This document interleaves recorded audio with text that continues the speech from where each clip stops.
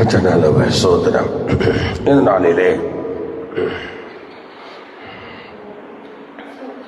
சங்கீதம் 52வது சங்கீதத்தை இந்த நாளில் நாம் வாசித்து தேவனை மகிமைப்படுத்துவோம். இதனுடைய தலைப்பை நாம் பார்க்கும்போது சோதரன், நாவின் பாவம், சோதரம். அடுத்தது தேவனுடைய கிருபை. அல்லேலூயா சொல்லுமா. ரெண்டு காரியங்களை நம்ம பார்க்கிறோம். சொல்லுங்க பார்க்கலாம். ரெண்டு விஷயம் சொல்லுங்க. ஒன்று நாவின் பாவம், இன்னொன்று தேவனின் கிருபை என்று பார்க்கிறோம். இந்த ரெண்டு விஷயத்தை தலைப்பாக கொடுக்கப்பட்டிருக்கிறது. ஒன்று நாவின் பாவம், இரண்டாவது தேவனின் கிருபை. இந்த கேட்கிற கேள்விக்கு டாண்டா நீங்க பதில் சொல்லணும்னா அப்பதான் நீங்க தூங்காம இருக்கீங்கன்னு எனக்கு தெரியும். ஸ்தோத்திரம். அல்லேலூயா. இது தாவீதின் வாழ்க்கையில் மிக கொடூரமான சம்பவத்தில் எழுதப்பட்டதான ஒரு சங்கீதமாக இந்த சங்கீதம் காணப்படுகிறது. கொடூரமான சம்பவங்கள் தாவீதுடைய வாழ்க்கையிலே ஒரு கொடூரமான சம்பவங்கள் மத்தியில எழுதப்பட்ட பாடப்பட்ட ஒரு சங்கீதமாக இந்த சங்கீதம் காணப்படுகிறது. இதை ஸ்தோத்திர எழுதியவர் தாவீது தான்.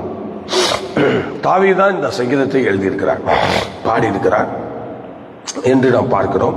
எழுதப்பட்ட காலம் ஸ்தோத்திர கிமு 1012 அந்த டைம்ல தான் இந்த சங்கீதத்தை அவர் எழுதியிருக்கிறார், பாடியிருக்கிறார். ஸ்தோத்திரம் ஸ்தோத்திரம். இதுல என்ன சம்பவம் அப்படின்னா, ஸ்தோத்திரம், தோவேக்கு என்னும் ஏதோமியன் சவுலிடம் ஸ்தோத்திரம் கோல் சொன்னதால் சவுல் நோபில் இருந்த 85 ஆசாரியர்களை கொன்று குவித்த சம்பவம் தான் இந்த கொடூர சம்பவம். அதை வச்சுதான் இந்த சங்கீதத்துல இந்த பாட்டை அவங்க தாவீது இதை கேள்விப்பட்ட உடனே, என்னால 85 ஆசாரியர்கள் கொல்லப்பட்டார்களே என்று சொல்லி அவன் என்ன செய்தான், அந்த நேரத்துல அந்த கொடூரமான நிலையில பாடப்பட்ட ஒரு சங்கீதமாக இந்த சங்கீதமானது காணப்படுகிறது. சோதரம். அல்லது இந்த கோல் சொல்லுகிற நாவுக்கு தேவன் கொடுக்கும் தண்டனை என்ன என்று எச்சரிக்க அந்த வகைதான் இந்த காரியம். நல்ல கவனிக்கணும். கோல் சொல்லுகிற நாவுக்கு தேவன் கொடுக்கும் தண்டனை என்ன என்று ஒரு எச்சரிக்கை தான் இந்த சங்கீதம்.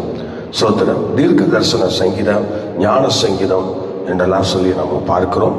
அதை தாவீது சவுலுக்கு பயந்து அகிமேலக் ஆசாரியனிடம் ஓடினான். அகிமேலக் அப்பம் கொடுத்தான்.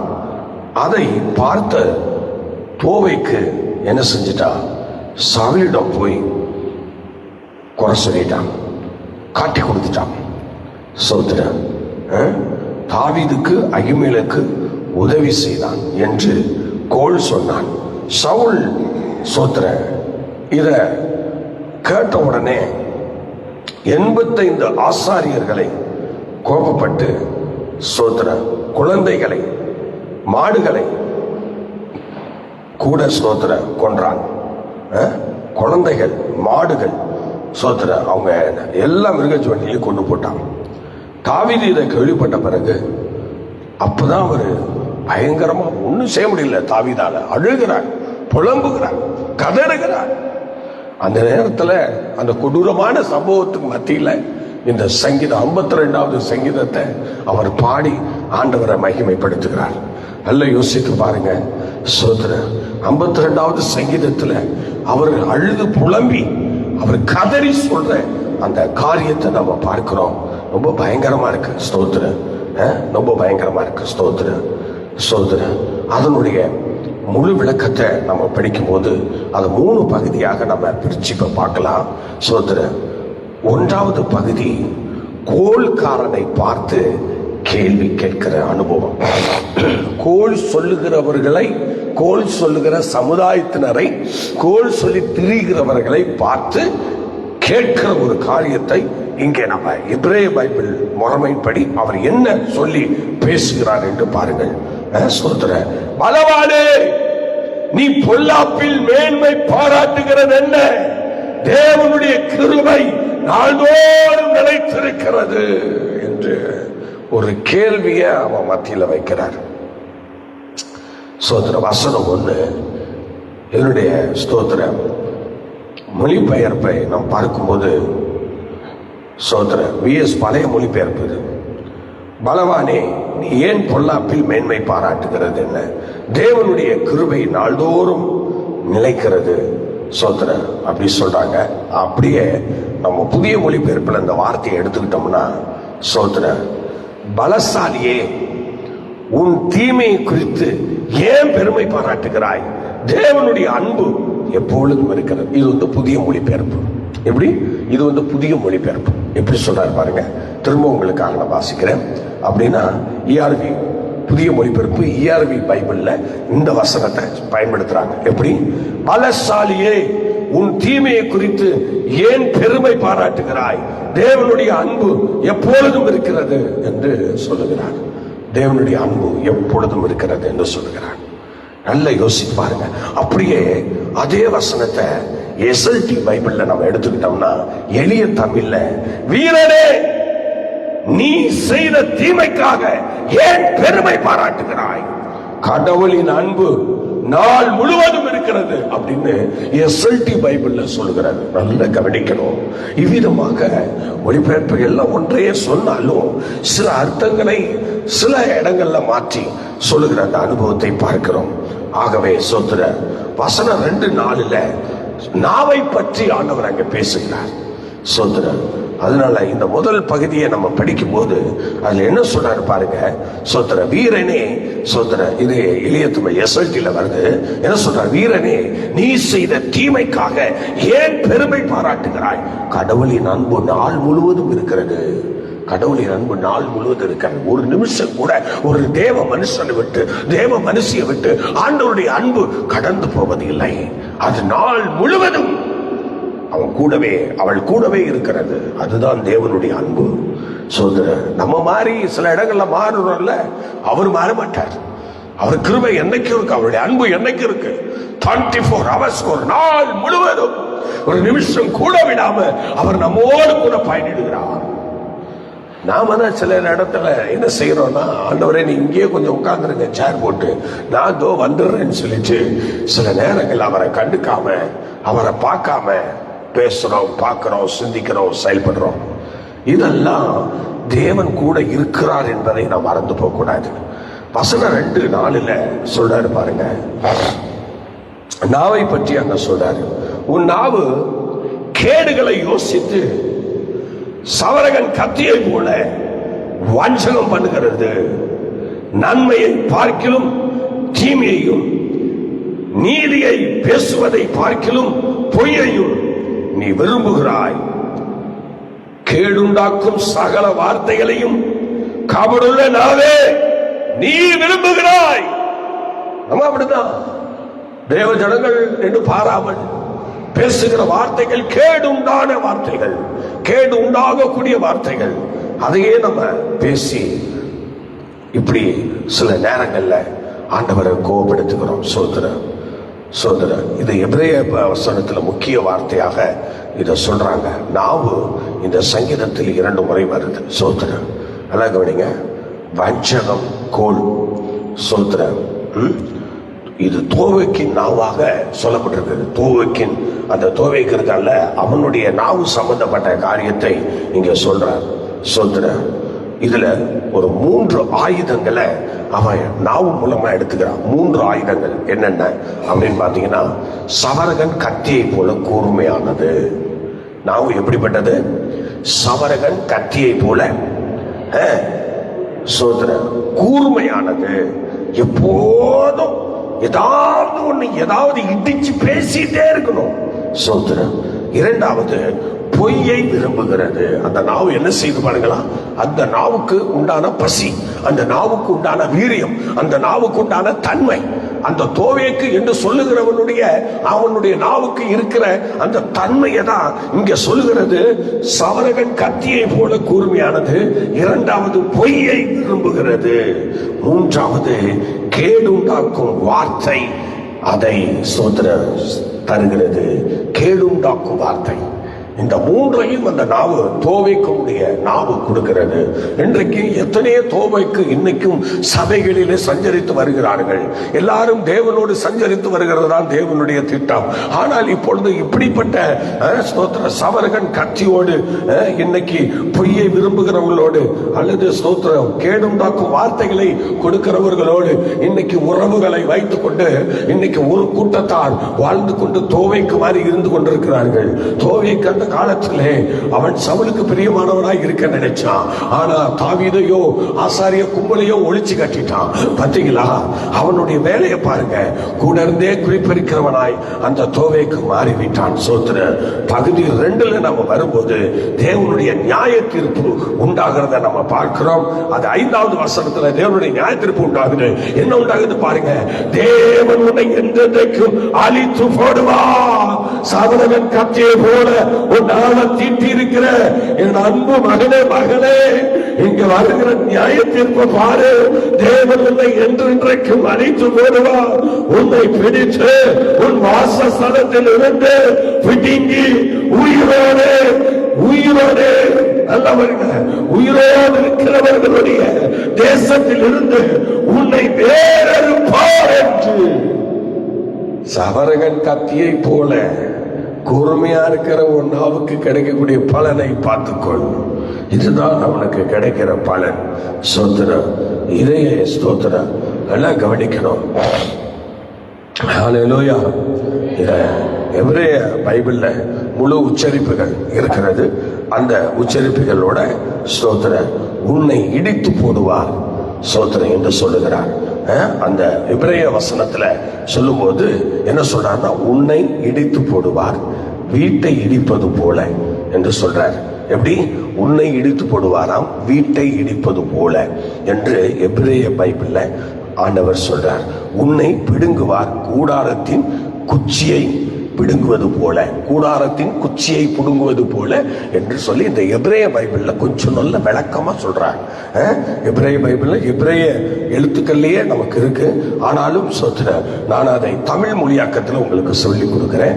உன்னை இடித்து போடுவார், வீட்டை இடிப்பது போல, உன்னை பிடுங்குவார், கூடாரத்தின் குச்சியை பிடுங்குவது போல என்று சொல்லுகிறார். யாருக்கு இந்த கதி அப்படின்னு கேட்டா, யாருக்கு இந்த கொடூரமான தண்டனை அப்படின்னு கேட்டா, கோழி சொல்லி திரிகிற இன்னைக்கு சபையில இருந்தாலும் சரி, நீங்க ஒரு ஸ்தாபனத்தில் இருந்தாலும் சரி, நீங்க ஒரு பள்ளியில் வாழ்ந்தாலும் சரி, நீங்க ஒரு ஆபீஸ்ல வாழ்ந்தாலும் சரி, நீங்க அல்லது அலுவலகத்தில் இருந்தாலும் சரி, நீங்க எந்த இடத்துல ஒரு கூட்டத்தில் இருந்தாலும் சரி, அந்த இடத்துல நீ கோழி சொல்லி திரிகிறவனா இருந்த அப்படின்னு சொன்னா உனக்கு தான் இந்த தண்டனை என்று இந்த வேதம் தெளிவா சொல்லுது. ஆனா இன்னைக்கு கோழி சொல்லி திரிகிற ஒரு கூட்டம் இருக்கு. சோதரன் கொஞ்சம் கூட வெக்கம் இல்லாம, கொஞ்சம் கூட மேனஸ் இல்லாம அநேகர் இன்னைக்கு இந்த கோழி சொல்லுகிற அனுபவத்தை ஒரு ஸ்தோத்திர ஒரு வேலையாக எடுத்துக்கொண்டு அவங்க பொழப்பே அதுதான் என்கிற மாதிரி அநேகர் இன்னைக்கு என்ன பண்றாங்க, கோழி சொல்லுகிறார்கள். நல்லா கவனிச்சுக்க. இன்னைக்கு கோழி சொல்லுகிற ஒண்ண ஆண்டவருடைய வசனம் 5 சொல்லுது, 52:5 சொல்லுது. எபிரேய பைபிள்ல ரொம்ப தெளிவா சொல்றாரு, உன்னை இடித்து போடுவார். நல்லா கவனிங்க, உன்னை இடித்து போடுவார், வீட்டை இடிப்பது போல. சோதர ஆண்டவர் சொல்ற அடுத்தது சொல்றாரு பாருங்க, உன்னை பிடுங்கி போடுவார், கூடாரத்தின் குச்சியை பிடுங்குவது போல.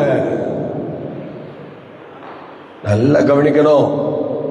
சோதரம், நீ இப்படியே கோழி சொல்லிட்டு தெரிஞ்சேன்னா அந்த கூடாரத்தில் இருக்கிற குச்சி பலவீனமா இருக்குன்னு சொல்லி எப்படி பிடுங்கி எறிஞ்சிட்டு வேற ஒரு குச்சியை நடுறாங்களோ அது மாதிரி உன் ஸ்தானத்துல நல்ல ஒருத்தனை கொண்டு வந்து வச்சிருவாரு. ஓன் தடம் தெரியாம உன்னுடைய காரியங்களை மாற்றிடுவார். அதனால கோழி சொல்லுகிற அனுபவம் எந்த மனுஷன்ட்ட இருக்கோ, இந்த வார்த்தையை கேட்கிற யாரா இருந்தாலும், எந்த மனுஷன்ட்ட நீ கோழி சொல்லி திரிகிறியோ உனக்கு எவ்வளவு பெரிய தண்டனை காத்திருக்கு.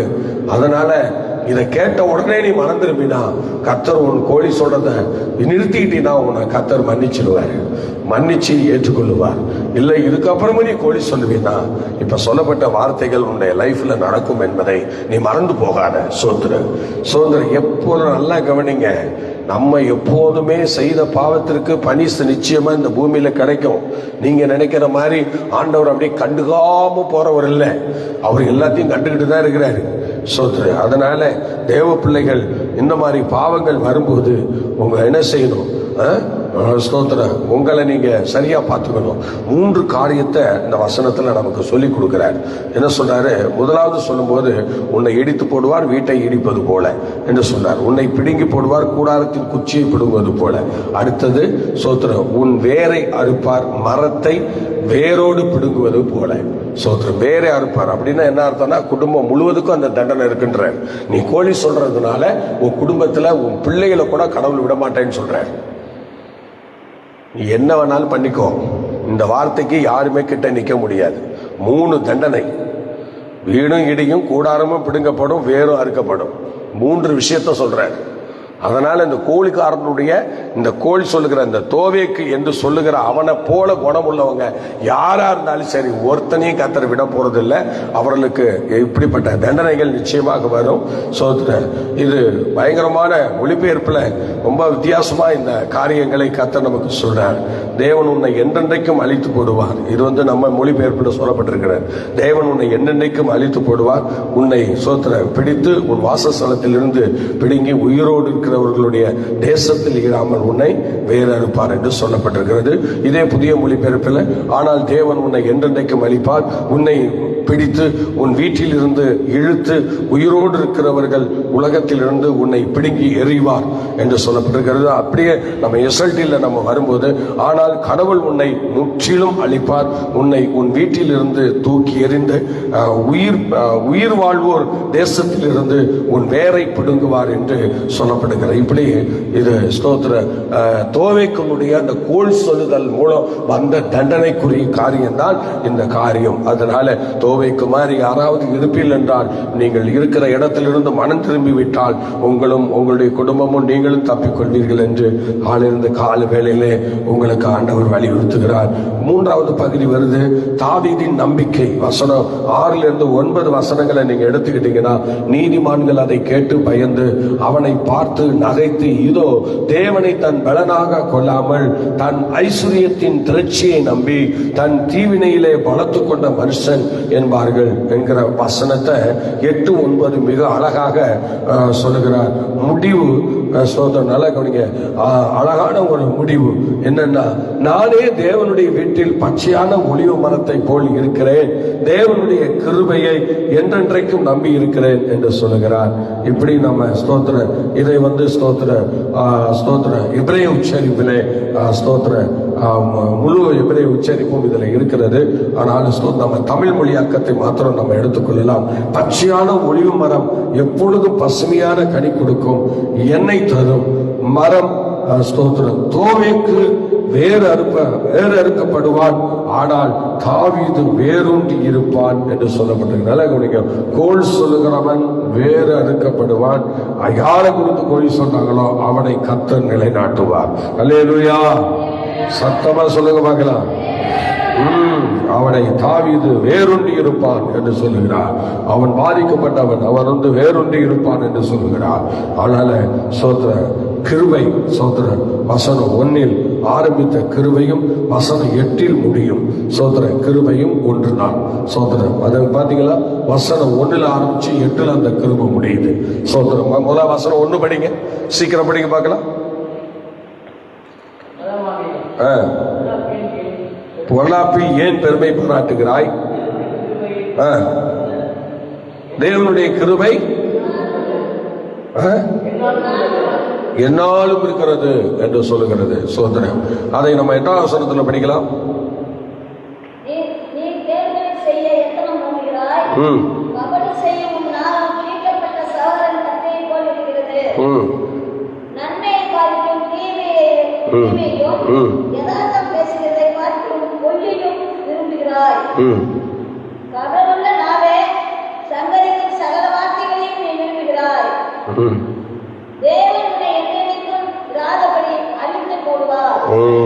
பார்த்தீங்களா, கிருபை என்னன்னைக்கு இருக்குன்னு சொல்லுது. அதே இந்த வசனம் முடிவில் சொல்லும்போது என்ன சொல்றாரு பாருங்க, உன்னை என்னென்னைக்கும் தேவன் அழித்து போட. என்னென்னைக்கு இருக்கிற கிருபை ஒன்று இறக்கத்துக்காக தான் அது இருக்கு. ஆனா அந்த கிருபையை நம்ம வேற விதமா பயன்படுத்தும் போது அது ஒரு அழிவுக்குரியதாகவும் மாறுது. அல்லேலியா சொல்லுவோமா? சோத்திரம். அதனால எதிரே மொழிபெயர்ப்பு வசனம் 8 8 மொழிபெயர்க்கிற வசனம் என்னன்னா, தேவனுடைய வீட்டில் பச்சையான ஒலிவ மரத்தை போல் இருக்கிறேன். சோத்திரம். இதை புதிய மொழிபெயர்ப்புல என்ன சொல்றதுன்னா, நானோ தேவனுடைய ஆலயத்தில் செழித்து வளரும் ஒலிவ மரத்தை போல் இருக்கிறேன் என்று சொல்றாரு. இதுல சோத்திரம் எஸ்எல்டில பைபிள் என்ன சொல்ற அப்படின்னா, நானோ கடவுளின் வீட்டில் பசுமையான ஒலிவ மரம் போல் இருக்கிறேன் என்று சொன்னார். பாத்தீங்களா, பசுமையான ஒலிவ மரம். சோத்திரம். 3 சுருக்கமான ஒரு பாடத்தை நம்ம இதுல இருந்து நம்ம எடுத்துக்கலாம். ஒண்ணு, தோவேக்கு கோல்காரன், தாவீது விசுவாசி. தான் நாவை நம்பினான், தேவன் கிருபையை நம்பினான். பாத்தீங்களா சோதரன், அவன் தோவேக்கு நாவை நம்பிட்டான், ஆனா தாவீதோ தேவனுடைய கிருபையை நம்பினான். தன் ஐஸ்வர்யத்தை நம்பினான், தேவன் சோதரன் தன் பலமாக கொண்டான். தன் ஐஸ்வர்யத்தை நம்பினான், தேவனை தன் பலமாக பலமாக கொண்டான். வேறறுக்கப்படுவான் என்று பார்க்கிறோம். பச்சையான ஒலிவ மரம் போல் இருப்பான். சோத்திரம். எப்படின்னா சோத்திரம், ஐஸ்வர்யத்தை நம்பினவன் அல்ல, தேவனை தன் பலமாக நம்பினவன். சோத்திரம். எப்படி பாருங்க, தேவனை தன் பலமாக கொண்டான். வேற சோத்திரம் தன் ஐஸ்வர்யத்தை நம்பினான். சோத்திரம். தோவேக்கு அவன் தேவனுடைய ஐஸ்வர்யத்தை நம்பல, அவனுடைய ஐஸ்வர்யத்தை நம்பினான். தேவனை தன் பலமாக கொண்டான். சோத்திர. பச்சையான ஒலிவ மரம் போல் இருப்பான். சோத்திர. என்றைக்கும் அழிவு என்றென்றைக்கும் சோத்திர தேவனை துதிப்பான். சோத்திர. பார்த்தீங்களா, என்றென்றைக்கும் சோத்திர அழிவு, ஆனா இவனோ என்றென்றைக்கும் தேவனை துதிப்பான். அந்த ரெண்டும் சேர்ந்தே வருகிறது. சோத்திர. அவனுக்கு கிடைக்க வேண்டிய தண்டனையும் தாவீதுக்கு வர வேண்டிய ஆசீர்வாதத்தையும் இணைத்து சொல்லப்படுகிறது. சரி.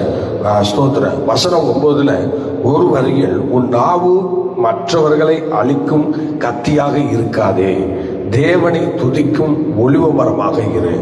ஏனென்றால் கோல் சொல்லும் நாவை தேவன் வேரோடு பிடுங்குவார் என்று நாம் பார்க்கிறோம். ஆகவே எனக்கு பிரியமான தேவனுடைய பிள்ளையே, இந்த கோல் சொல்லுகிற இந்த அனுபவத்தை யாருக்காயிலும் விருப்பம் என்று சொன்னால் நீங்கள் தயவு கூர்ந்து அதை நீங்க கண்டிப்பா விட்டுறணும். சோதரன். தோவேக்கனுடைய லைஃப்ல சோதரன் அவன் இந்த மாதிரி ஒரு சூழ்நிலை சோதரன் அவன் கண்டதே இல்லை. அதனால எனக்கு பிரியமான தேவனுடைய பிள்ளையே, அவன் சோதரன் தோவேக்கை போல நம்ம என்ன செய்யக்கூடாது, ஸ்தோத்திரம், நாம் காணப்படக்கூடாது. ஸ்தோத்திரம். அவனுடைய காரியம் சவுலை பிரியப்படுத்த மனதா இருந்தார். இந்த உலகத்துல ஒண்ணு கர்த்தரை நம்ம பிரியப்படுத்த மனதா இருக்கணும்.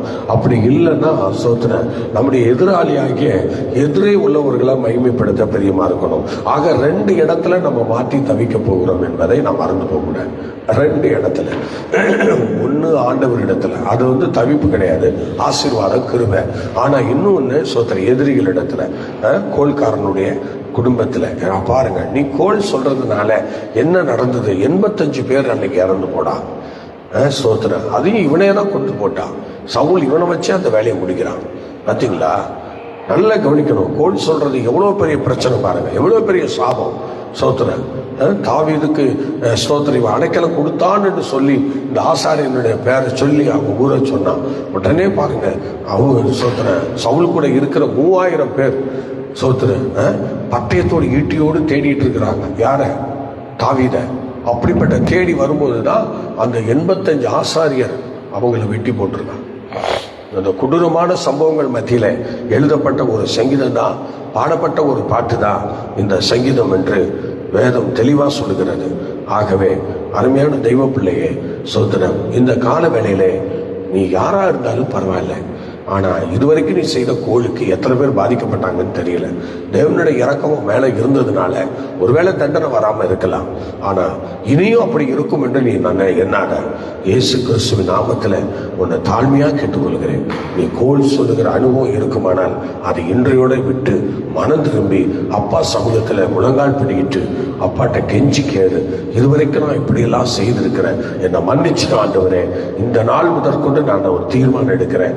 என்னால் சோத்திரம் எத்தனை லேவி குடும்பங்கள் அழிக்கப்பட்டதுன்னு தெரியல. அதனால என் கண்ணுக்கு அது வரல, என் காதுக்கு அது கேட்கப்படல. அதனால ஏதாவது என்னால நடந்த சம்பவங்கள் இருக்குமானா என்னை தயவு செய்து மன்னிச்சிருங்கன்னு சொல்லி, இதுவரையும் நான் பல காரியங்களை பண்ணிருக்கிறேன்னு தெரியுது, என்னை மன்னிச்சிருங்க. இதுக்கப்புறம் நான் எந்த விஷயத்திலும் தலையிட மாட்டேன். உங்க சமூகத்துல நிலைத்திருக்கிற நித்தமும் உங்க கிருபை கூட இருக்கிறது, தினமும் உங்க ஆசீர்வாதம் கூட இருக்கிறது. சோதரன் அதை நான் சுதந்திரித்துக் கொண்டு உமக்கென்று வாழ என்னை ஒப்பு கொடுக்கிறேன் என்று சொல்லி ஒப்பு கொடுத்து ஜெபிங்க. கர்த்தர் உங்களை ஆசீர்வதித்து சோதரன் கீழாக்காமல் மேலாக்குவார், வாழாக்காமல் உங்களை தடையாக்குவார். ஜெபிக்கலாமா? பரிசுத்தமுள்ள பிதாவே, இந்த கால வேலையிலே இவ்வட்டும் எங்களோடு கூட இருந்த வசனங்களை ஆசீர்வதித்ததுக்காக ஸ்தோத்திரம். வந்து கலந்து கொண்ட பிள்ளைகளை ஆசீர்வதியும். இந்த ஆண்டவரே லைவ் மூலமாக யாரெல்லாம் இந்த வார்த்தையை பார்த்து கொண்டு கேட்டுக்கொண்டிருந்தாங்களோ அவங்களையும் நீங்க ஆசீர்வதித்து கோல் அனுபவங்களை மாற்றி ஆசீர்வாதத்தை நித்தமும் கிடைக்கிற நன்மைகளை அவளுக்கு தந்த ஆசீர்வதியும். அவனுடைய பிரசன்ஸ் கூட இருந்து வழி நடத்துவதாக இயேசுவின் நாமத்தில் தாழ்வோடு வேண்டிக் கொள்கிறோம். ஜெபங்களும் நல்ல பிதாவே, ஆமென், ஆமென், ஆமென். என் ஆத்துமாவே கர்த்தரை ஸ்தோத்திரி, என் முழுவதுமே பரிசுத்த நாமத்தை ஸ்தோத்திரி. என் ஆத்துமாவே கர்த்தரை ஸ்தோத்திரி, அவர் செய்த சகல உபகாரங்களை மறவாதே. ஆமென். பரமண்டலங்களில் இருக்கிற எங்கள் பிதாவே, உம்முடைய நாமம் பரிசுத்தப்படுவதாக, உம்முடைய ராஜ்யம் வருவதாக, உம்முடைய சுத்தம் பரமண்டலத்தில் செய்யப்படுவது போல பூமியிலையும் செய்யப்படுவதாக. எங்களுக்கு வேண்டிய ஆகாரத்தை எங்களுக்கு தார். எங்கள் கடனாளிகளுக்கு நாங்கள் மன்னிக்கிறது போல எங்கள் கடன்களை எங்களுக்கு மன்னி. எங்களை சோதனைக்கு உட்பட பண்ணாமல் தீமில் ரட்சித்து கொண்டு ராஜ்யம் வல்லமை மகிமை என்னென்றைக்கும் உடையவைகளே. ஆமென். எல்லாரும் இணைந்து 23ஆம் சங்கீதத்தை சத்தமாய் கைகளை உயர்த்தி சொல்லுவோம். கர்த்தர் என் மேய்ப்பராக இருக்கிறார், நான் தாட்சி அடைகிறேன். அவர் என்னை புல்ல இடங்களில் மேய்த்து அமர்ந்த தண்ணீர்கள் என்னை கொண்டு போய் விடுகிறார். அவர் என் ஆத்துமாவை தேற்றி தம்முடைய நாமத்தை நிமித்தம் நீதியின் பாதையில் நடத்துகிறார். நான் மரணங்களின் பள்ளத்தாக்கிலே நடந்தாலும் பொல்லாப்புக்கு பயப்படேன், தேவரீர் கூட இருக்கிறேன். உமது கோலும் தடியும் என்னை தேற்றும். என் சத்துருக்களுக்கு முன்பாக நீர் எனக்கு ஒரு பட்டியை ஆயத்தப்படுத்தி என் தலையை எண்ணெயால் அபிஷேகம் பண்ணி பாத்திரம் நிரம்பி வழிகிறது.